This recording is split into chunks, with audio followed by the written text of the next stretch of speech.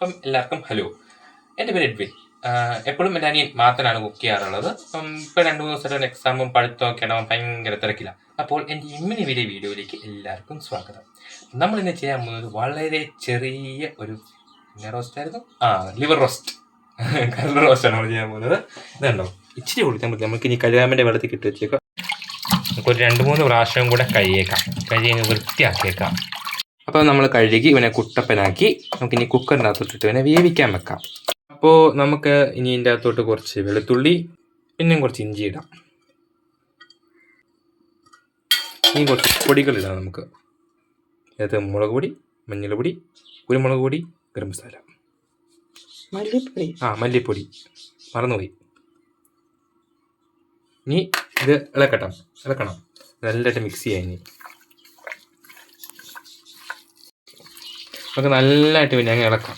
ഇളക്കി അരപ്പൊക്കെ അങ്ങ് പിടിപ്പിക്കാം. ഇതിപ്പോൾ ഉപ്പും കൂടെ ഇടണം. ഇനി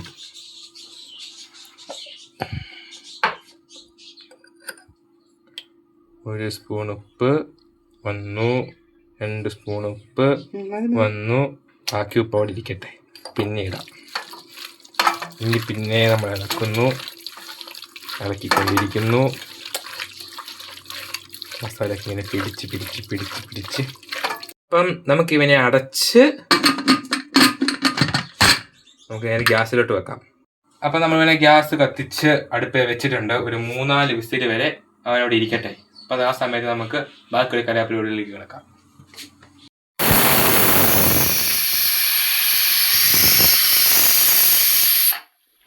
നമ്മുടെ കറിലെല്ലാം വെന്ത് റെഡിയായിട്ടിരിപ്പുണ്ട്.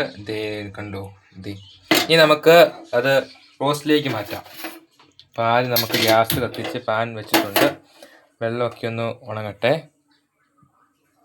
അപ്പം നമ്മുടെ പാൻ ചൂടായിട്ടുണ്ട്. അതിലേക്ക് നമുക്ക് കുറച്ച് എണ്ണ ഒഴിക്കാം.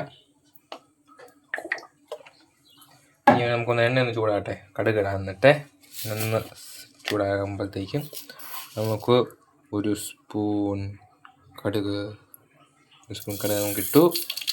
അതൊന്ന് മൂത്ത് വരുമ്പോഴത്തേക്കും അങ്ങോട്ട് കടന്ന് പൊട്ടിത്തെറിക്കുന്നുണ്ടോ. അതൊന്ന് പൊട്ടിത്തെറിച്ച് കഴിയുമ്പോഴത്തേക്കും നമുക്ക് കുറച്ച് വെളുത്തുള്ളി, ഇഞ്ചി കൂടിയിട്ട് നമുക്കൊന്ന് ചെറുതായിട്ടൊന്ന് വഴറ്റി കൊടുക്കാം. ഈ സ്വല്പം കുറച്ചൊക്കെ നമുക്ക് അന്യമായിരിക്കാനേ, അല്ലെങ്കിൽ എല്ലാം കരിഞ്ഞ അഴുക്കായി പോകും. അപ്പോൾ ഒന്ന് സെറ്റായി വരട്ടെ. ചെറുതായിട്ടൊന്ന് നമ്മൾ വഴറ്റി കൊടുത്തതിന് ശേഷം നമുക്കൊന്ന് പച്ചമുളക് കുറച്ച് പച്ചമുളക് ഇടാം.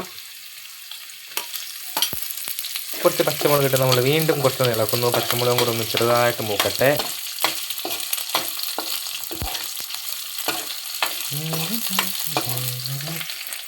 പച്ചമുളക് ഒന്ന് സ്വല്പം നമ്മൾ വഴറ്റി കഴിഞ്ഞ ശേഷം നമുക്ക് സ്വല്പം സബോള ഇടാം. സബോള ഇട്ടു.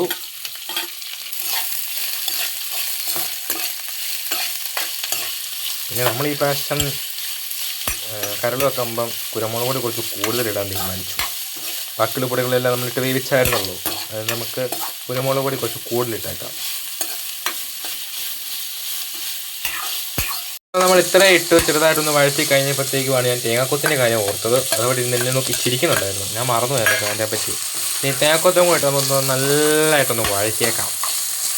നോക്കുക, നമ്മുടെ എല്ലാം ഇങ്ങനെ വഴറ്റ് സവോളയൊക്കെ ഒരു നല്ല ബ്രൗണിഷ് കളറായി, തേങ്ങാക്കൊത്തൊക്കെ ഇച്ചിരി ഒന്ന് സെറ്റായി, പച്ചമുളക് നല്ല പച്ച കളറായി, ഇനി ഒട്ടും ഇട്ടായിരുന്നോ, കാണുന്നില്ലല്ലോ ഒന്നും, അവന്മാരെല്ലാം കാണാതെ പോയി. ഇനി നമുക്ക് സ്വല്പം മഞ്ഞൾപ്പൊടിയും കുരുമുളക് പൊടിയും കൂടി ഇടാം.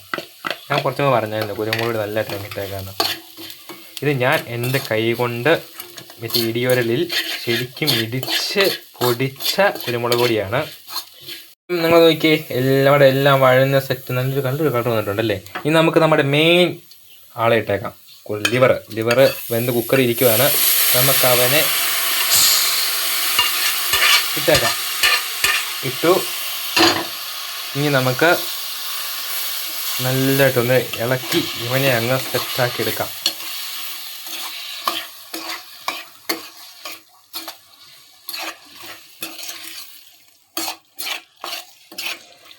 അപ്പം അധികം വൈകാതെ നമ്മുടെ ലിവർ റോസ്റ്റ് റെഡിയാവും.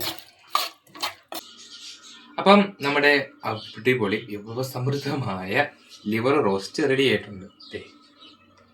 അപ്പം ഇന്നത്തെ എൻ്റെ ഈ കുഞ്ഞു വീഡിയോ, വളരെ ചെറിയ വീഡിയോ എല്ലാവർക്കും ഇഷ്ടമായി എന്ന് ഞാൻ കരുതുന്നു. എൻ്റെ ഫസ്റ്റ് കുക്കിംഗ് അല്ല, എന്നാൽ എൻ്റെ ഫസ്റ്റ് കുക്കിംഗ് ആണ് വീഡിയോ എടുത്തിട്ടുള്ളത്. അപ്പം എൻ്റെ ഈ വിഭവവും എൻ്റെ ലിവർ റോസ്റ്റും എന്നെയും എല്ലാവരും ഇഷ്ടമായെങ്കിൽ വീഡിയോ ലൈക്ക് ചെയ്യുക, ഷെയർ ചെയ്യുക, കമൻറ്റ് ചെയ്യുക. പറ്റാ.